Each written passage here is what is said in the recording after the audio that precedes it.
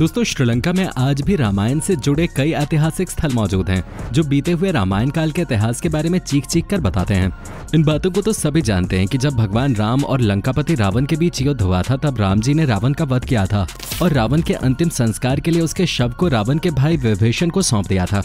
विभीषण को लंकापति रावण का शव सौंप दिए जाने पर उसका अंतिम संस्कार हुआ था या नहीं, इस बारे में कोई नहीं जानता। लेकिन अगर हम आपसे कहें कि रावण मरा नहीं बल्कि आज भी जिंदा है और धरती पर मौजूद है तो आप कहेंगे ये कैसे हो सकता है। तो दोस्तों आज के इस वीडियो में हम आपको रावण और रामायण से जुड़ी हुई कुछ ऐसी बातों के बारे में बताएंगे जिन्हें सुनने के बाद सच में आपके होश उड़ जाएंगे। तो बने रहिए हमारे साथ वीडियो के अंत तक। दोस्तों रावण की मृत्यु कब हुई थी इसका कोई प्रमाण मौजूद नहीं है, लेकिन बताया जाता है कि भगवान श्री राम के हाथों उसके वध को 10,000 साल से भी ज्यादा हो गए हैं। कहा जाता है कि रावण की मृत्यु के बाद रावण के शव को नागाकुल के लोग अपने साथ ले गए थे क्योंकि उन्हें पूर्ण विश्वास था कि रावण की मौत क्षणिक है, वो फिर से जिंदा हो जाएगा, लेकिन ऐसा नहीं हुआ। इसके बाद उन्होंने रावण के शव को मम्मी बनाकर एक ताबूत में रख दिया ताकि वो सालों तक सुरक्षित रहे। श्रीलंका के इंटरनेशनल रामायण रिसर्च सेंटर द्वारा किए गए रिसर्च के मुताबिक जिस ताबूत में रावण का शव रखा हुआ है उसकी लंबाई 18 फीट और चौड़ाई 5 फीट है। कहा जाता है कि इस ताबूत के नीचे रावण का बेशकीमती खजाना दबा हुआ है जिसकी रखवाली एक भयंकर नाग और कई खूंखार जानवर करते हैं। दोस्तों हिंदू मान्यता के मुताबिक रावण त्रेता युग का सबसे शक्तिशाली राजा था। उसे अपनी ताकत पर बहुत घमंड था। घमंड की वजह से रावण ने भगवान राम की पत्नी सीता का हरण किया। लाख समझाने पर जब वो नहीं माना तो भगवान राम और रावण के बीच भयंकर युद्ध हुआ। रावण के पास बहुत ताकतवर सेना थी लेकिन अहंकार की वजह से वो मारा गया। इस बात के प्रमाण आज भी श्रीलंका में मौजूद हैं। रावण ने जिस जगह पर माता सीता को हरण करके रखा था उसके पास एक झरना है जहाँ की चट्टानों पर अभी भी हनुमान जी के पैरों के निशान मिलते हैं। दोस्तों श्रीलंका में एक ऐसी गुफा है जिसका नाम रावणास केव है। इसे रावण एला के नाम से भी जानते हैं क्योंकि ये गुफा श्रीलंका के एला में स्थित है। रावण ने कुछ साल यहाँ बिताए थे। ये जगह समुद्र तल से करीब 4,490 फीट की ऊंचाई पर है जहाँ पहुँचने में लंका से एक दिन का समय लगता है। गुफा तक पहुँचने का रास्ता बहुत कठिन है। यहाँ की सीढ़ियाँ काफी टूटी फूटी हैं। रावण ने माता सीता को अशोक वाटिका में रखा था, वो भी यहाँ से काफी नजदीक है। गुफा तक पहुंचने का रास्ता काफी खतरनाक है। घने जंगल होने की वजह से यहाँ जंगली जानवरों के आने का खतरा लगातार बना रहता है। दोस्तों रावण की मृत्यु के बारे में तो आप सब अच्छे से जानते हैं। रामायण और कई फिल्मों में रावण की मृत्यु के बारे में दिखाया गया है, लेकिन क्या आप रावण के जन्म के बारे में जानते हैं? अगर नहीं तो कोई बात नहीं, हम आपको बताते हैं। दोस्तों रावण भगवान ब्रह्मा जी के वंशजों में से ही एक है। ब्रह्मा जी के कई सारे पुत्र थे जिनमें से उसके 10वें पुत्र का नाम अनाम प्रजापति पुलस्त्य था। रावण के पिता ऋषि विश्रवा एक बहुत महान ज्ञानी पंडित थे जो सदैव धर्म के रास्ते पे ही चलते थे। ब्रह्मा के वंशज होने के कारण रावण भगवान ब्रह्मा जी के पड़पोते थे।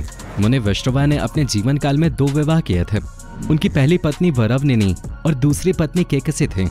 उनकी पहली पत्नी वरवनिनी ने एक पुत्र को जन्म दिया जिसे आज आप कुबेर के नाम से जानते हैं। जी हाँ, वही जो दुनिया के सभी खजानों के राजा माने जाते हैं। और उनकी दूसरी पत्नी कैकसी ने अशुभ समय में गर्भ धारण करके कुंभकर्ण, शूर्पणखा और रावण जैसे क्रूर राक्षसों को जन्म दिया।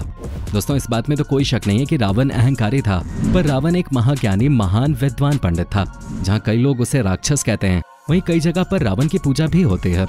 दोस्तों अब बात करते हैं रामायण के अहम भाग संजीवनी बूटी के। संजीवनी के बारे में आप सब जानते होंगे। जब रावण के पुत्र मेघनाद ने लक्ष्मण को बाण मारा था तब लक्ष्मण जी उसकी शक्ति सह नहीं पाए थे और मूर्छित हो गए थे। तब हनुमान जी एक वैद्य की प्रार्थना पर संजीवनी लेने चले गए थे। दोस्तों संजीवनी बूटी का एक पर्वत था जिस पर संजीवनी नाम की एक खास तरह की जड़ी बूटी थी जिसे कभी भी व्यक्ति को देने पर उसके शरीर के सारे रोग ठीक हो जाते थे और उसकी आयु लंबी हो जाती थे। कहा जाता है कि आज के समय में भी इस तरह की चमत्कारी जड़ी बूटी लंका में मौजूद है। कुछ लोगों का मानना है कि संजीवनी बूटी का पर्वत आज भी श्रीलंका में मौजूद है। श्रीलंका में इस पर्वत को रोमासला पर्वत के नाम से जाना जाता है। कहा जाता है कि आज भी इस पर्वत पे संजीवनी बूटी पाई जाती है। इसी के साथ श्रीलंका में दक्षिणी समुद्री किनारे पर कई स्थानों पर हनुमान जी द्वारा लाए गए पहाड़ के टुकड़े पड़े हुए हैं।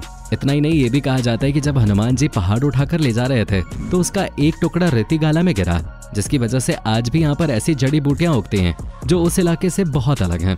वहीं श्रीलंका के हाकागाला गार्डन में इस पहाड़ का दूसरा हिस्सा गिरा। इस जगह के पेड़ पौधे भी उस इलाके के मिट्टी और पेड़ पौधों से बिल्कुल अलग हैं। और कुछ लोगों का मानना है कि जहाँ से हनुमान जी संजीवनी बूटी लाए थे वो गाँव देवभूमि उत्तराखंड में मौजूद है। इस गांव का नाम द्रोणागिरी है। दोस्तों अब बात करते हैं राम सेतु के। दोस्तों राम सेतु रामायण काल का एक ऐसा सच है जिसे नासा के वैज्ञानिकों ने भी सच माना है। दोस्तों जब रावण माता सीता का अपहरण करके लंका ले गया तब भगवान श्री राम ने वानर सेना की सहायता से केवल 5 दिनों के अंदर तमिलनाडु के रामेश्वरम से श्रीलंका के मन्नार द्वीप तक करीब 100 योजन लंबा सेतु बना दिया था, जिसे आज हम राम सेतु के नाम से जानते हैं। समुद्र पर बने राम सेतु को दुनिया भर में एडम्स ब्रिज के नाम से जाना जाता है। राम सेतु के बारे में कई लोगों की राय ये है कि ये पुल एक प्राकृतिक पुल था, इसे भगवान राम द्वारा नहीं बनाया गया। लेकिन कुछ समय पहले अमेरिका साइंस नाम के चैनल ने यह दावा किया है कि राम सेतु वाकई में मौजूद था। एक रिसर्च के बाद उन्होंने राम सेतु को मानव निर्मित बताया। उन्होंने बताया कि भारत और श्रीलंका के बीच 50 किलोमीटर की एक लंबी रेखा चट्टानों से बनी है और ये चट्टान लगभग 7000 साल पुरानी है और जिस बालू पे ये टिकी है वो लगभग 4000 साल पुरानी है। दोस्तों रावण का वध कर श्रीलंका से लौटने के बाद भगवान राम ने राम सेतु को समुद्र में डुबो दिया था ताकि कोई भी इसका दुरुपयोग न कर सके। ये घटना युगों पहले की बताई जाती है, लेकिन कुछ समय बाद जब समुद्र का जलस्तर घटता गया तो राम सेतु फिर से ऊपर आता गया। कुछ इतिहासकारों के अनुसार 15वीं शताब्दी तक राम सेतु पर चलकर रामेश्वरम से मन्नार द्वीप तक जाया जा सकता था, लेकिन 1480 ईस्वी में चक्रवात तूफान के कारण ये टूट गया और जलस्तर बढ़ने के कारण ये पानी में डूब गया था। दोस्तों अब बात करते हैं रावण के राजमहल यानी कि सोने की लंका के बारे में। दोस्तों कहा जाता है कि लंकापति रावण के महल, जिसमें वो अपनी पटरानी मंदोदरी के साथ निवास करता था, आज भी श्रीलंका में उसके होने के अवशेष मिलते हैं। जिस जगह पर रावण का महल मौजूद था उस जगह की मिट्टी पूरी तरह से काली पड़ गई है। कई लोगों की माने तो श्रीलंका में आग लगने की वजह से वहां की मिट्टी बिल्कुल काली पड़ गई है, जबकि श्रीलंका में और जगह की मिट्टी काली नहीं है। इसी लंका में आज भी अशोक वाटिका मौजूद है, जहां रावण ने सीता माता को हरण करने के पश्चात कैद करके रखा था। ऐसा माना जाता है कि एलिया पर्वत की एक गुफा में सीता माता को रखा गया था, जिसे अब सीता एलिया के नाम से जाना जाता है। यहाँ सीता माता का एक मंदिर भी है जिसे विरांगटोक कहते हैं, जो वही आंगना से 10 किलोमीटर दूर है। यहीं पर रावण ने माता सीता का अपहरण करके अपने पुष्पक विमान को उतारा था। जहाँ सीता माता को ले जाया गया उस जगह का नाम गुरुलपोटा है, जिसे अब सीतो कोटुआ के नाम से भी जाना जाता है।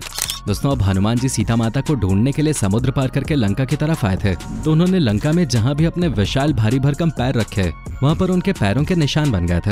ये निशान आज भी श्रीलंका और सीता एलिया के पास बने हुए हैं। दोस्तों अब बात करते हैं रामायण काल के एक मुख्य किरदार सुग्रीव के बारे में, जिन्होंने सीता माता को ढूंढने में राम जी की मदद की थे। आज भी महाराज सुग्रीव की गुफा उस जगह पर मौजूद है जिस जगह पर सुग्रीव अपने बड़े भाई बाली के डर से छुपे थे। रामायण के अनुसार बाली ने तुदुम्बी नामक राक्षस को मारकर उसका शरीर कुछ दूर फेंक दिया था। हवा में उड़ते हुए तुदुम्बी के खून की कुछ बूंदें मातंग ऋषि के आश्रम के ऊपर गिर गईं। ऋषि ने अपने तप के बल पे ये जान लिया कि ये किसकी हरकत है। फिर क्रोधित ऋषि ने बाली को श्राप दिया कि वो कभी भी ऋषि के पर्वत के क्षेत्र में आएगा तो उसकी मृत्यु हो जाएगी। सुग्रीव को राज्य से निकाले जाने पर वो इसी जगह पे आ गए थे, क्योंकि वो जानते थे कि बाली यहाँ नहीं आ सकता।